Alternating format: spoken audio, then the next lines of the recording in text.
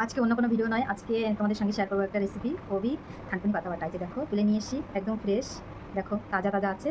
তো এই পাতা আজকে আমি বাটা করবো।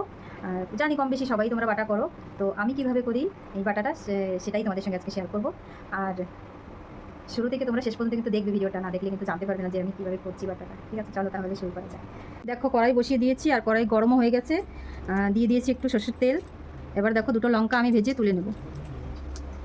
দেখো লঙ্কা ভাজা হয়ে গেছে, তুলে নিচ্ছি। এবার দিয়ে দেবো কিছুটা পেঁয়াজ, অল্প পরিমাণে দিলাম, যেহেতু পাতা অল্প তার জন্য অল্প পরিমাণে দিচ্ছি। আর রসুনটাও দেখো দিয়ে দিলাম, হালকা একটু ভাজা করে নেব, নিয়ে তুলে নেব।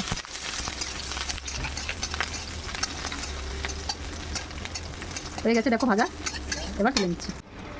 দেখো নিয়ে নিলাম কিছুটা সর্ষে, আর সেই ভেজে রাখা শুকনো লঙ্কা, আর পেঁয়াজ রসুন। এটাকে আমি এখন ভালো করে বেটে নেব।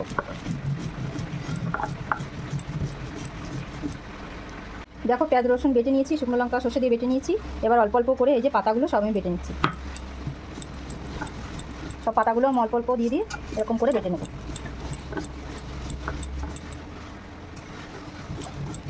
আর আমি কিন্তু কাঁচা পাতাই বাটছি, কে কেমন বাটা করো জানি না, আমি তো কাঁচা পাতাই বেটে নিচ্ছি। এক একজনের রান্নার ধরন আলাদা আলাদা থাকে, তো আমি যেমন করে করি তেমন করেই তোমাদের দেখানোর চেষ্টা করছি। দেখো বাটা প্রায় হয়ে আসছে, আর একবার বাটলে হয়ে যাবে।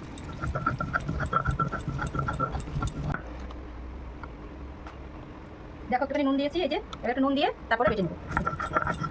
একটু নুন দিয়ে বেটে নিলাম, তারপরে হয়ে যাবে। এবার হয়ে যাবে বাটা। দেখো হয়ে গেছে বাটা, এবার তুলে নিচ্ছি একটা প্লেটে। এই যে তুলে নিলাম।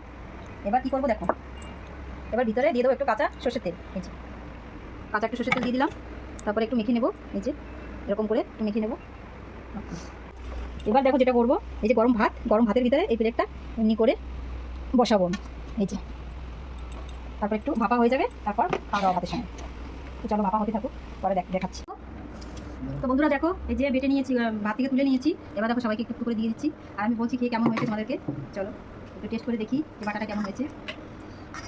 এই যে দেখো ভাত মাখিয়ে নিলাম, দেখো কত সুন্দর হয়েছে বাটা, একদম মিহি হয়েছে। তো চলো খাওয়া যাক।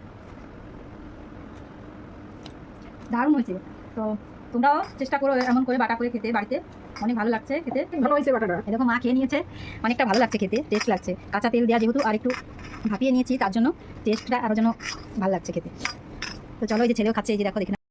তো তোমরাও বাটা থানকুনি পাতা বাটা এমন করে খেয়ে দেখো, বাড়িতে বানিয়ে বেটে খেয়ে দেখো, অনেক ভালো লাগে। কিন্তু আমি যেমন করে বাটলাম ভিডিওর মাধ্যমে তোমাদেরকে দেখালাম, তোমার চেষ্টা করো।